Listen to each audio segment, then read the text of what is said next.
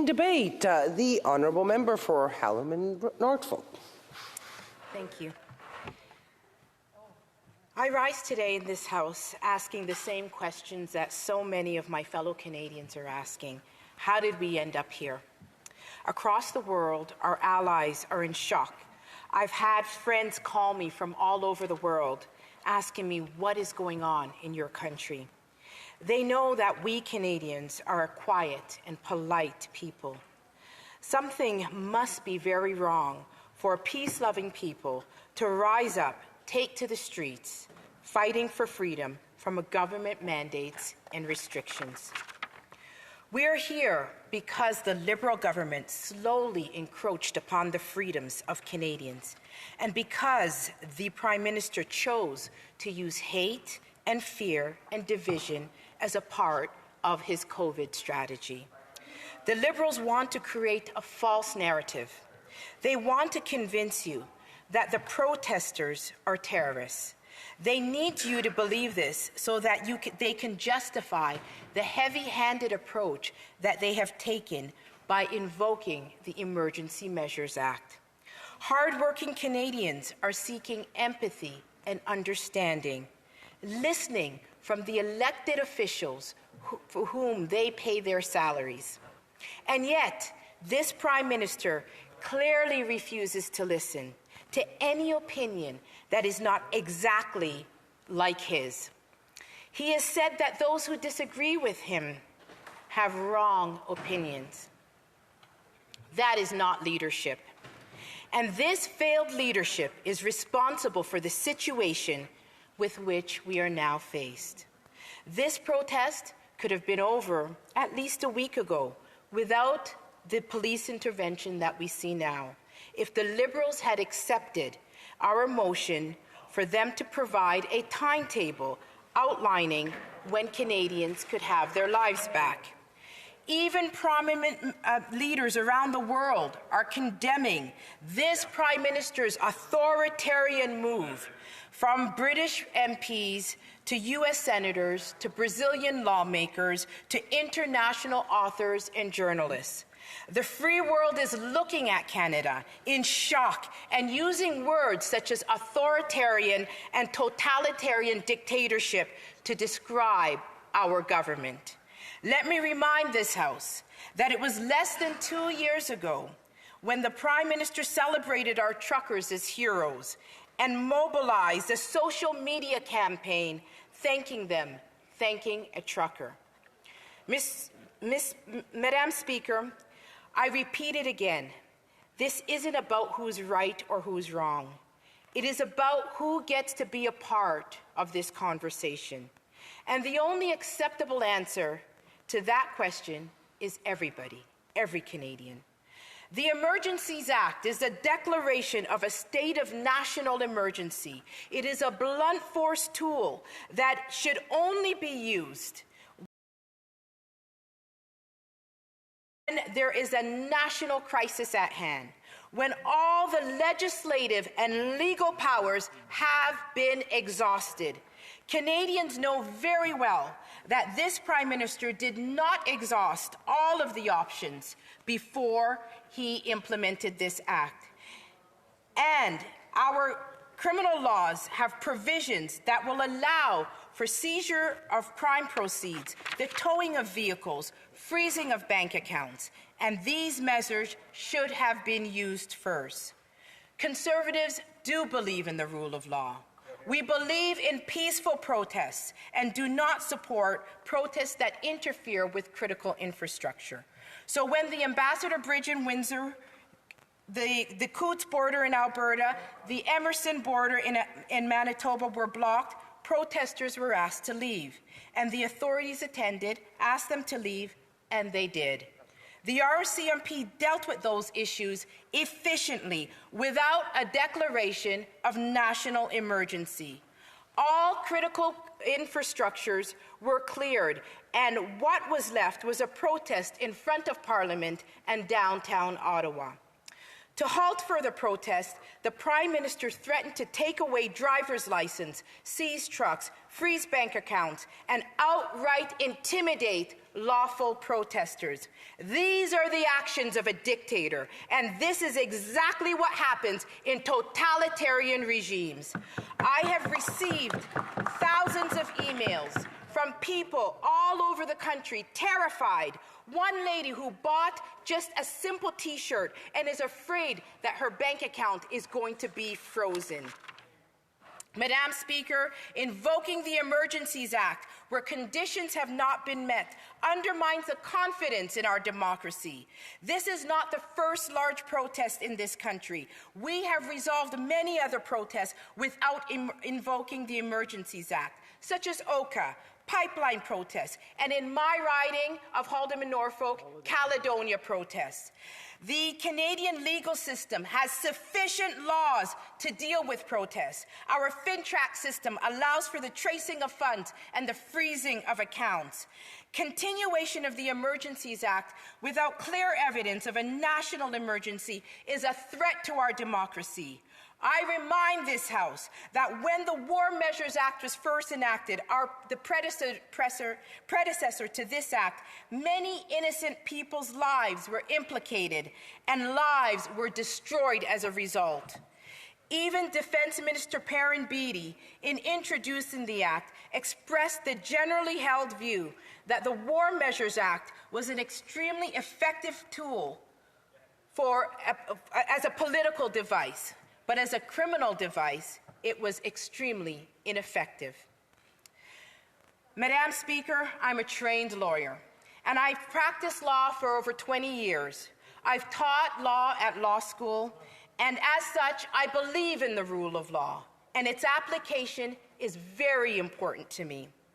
I am now a legislator, so it is also imperative that I'm convinced that the laws are properly applied. If we examine the appropriate section of the Emergencies Act, we will see that the reasons for invoking this act are lacking. The Liberals cite 3 reasons. 1, we are told that it is necessary to deal with continuing blockades. This is factually incorrect, since all blockades at the border crossings were removed peacefully with existing laws in place. There is nothing in the Emergencies Act that gives law enforcement powers that they didn't have when they removed the blockades at the Ambassador Bridge, at Coots, and at Manitoba border. As all bridges have been cleared and the protest was relegated to downtown Ottawa, primarily on Wellington Street in front of Parliament, that certainly does not constitute a national emergency. 2, they used the act to prevent adverse effect on protests on the Canadian economy. Well, again, this is factually incorrect. Canada was experiencing economic insecurity as a result of the adverse effects of the lockdowns and the mandates, and this occurred long before the protest and the blockades. The 3rd reason was to reduce the impact of blockades on Canada's relationship with the trading partners.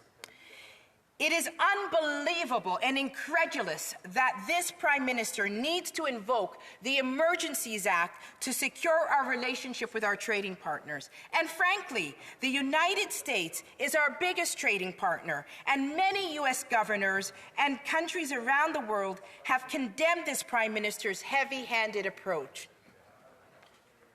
It is very likely that his actions alone will negatively impact on our relationship with our trading partners. It is clear that the Prime Minister, in using the Emergencies Act as a political tool to terrorize and punish dissenters by ruining their lives of people who disagree with him. The preponderance of the evidence clearly does not support invoking the Emergencies Act. Canadians are desperate for hope and are calling for unity. People on all sides of the debate need compassion and understanding. Like it or not, the Prime Minister needs to take responsibility for his failed leadership. Guarding our freedoms and upholding our democracy means that we need to have compassionate hearts and listening ears. The Prime Minister's actions likely will bring this government and our democracy into disrepute. Thankfully, there is a simple solution to this problem. let's entertain a nonpartisan resolution to end mandates, just like many countries around the world, including Ireland, Sweden, Norway, Tanzania, Nicaragua, and the Dominican Republic. And together, we can begin to restore our We have come to the end of the time allowed. Questions and comments? The Honourable Member for Scarborough-Guildwood. Thank you, Madam Speaker. I was caught by some surprise to know that if the House had only passed the Conservative resolution from last week, this would all be finished. Well, I suppose we can believe in fairies, but that is one of the more preposterous statements made by any member here.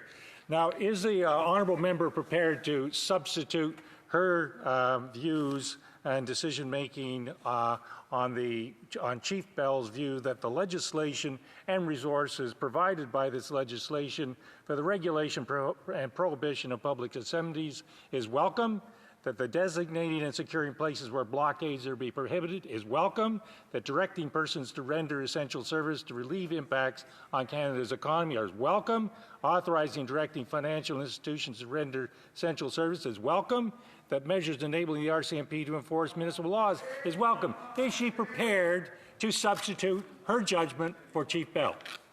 The Honourable Member for Haldimand Norfolk. I thank the Honourable Member for his question.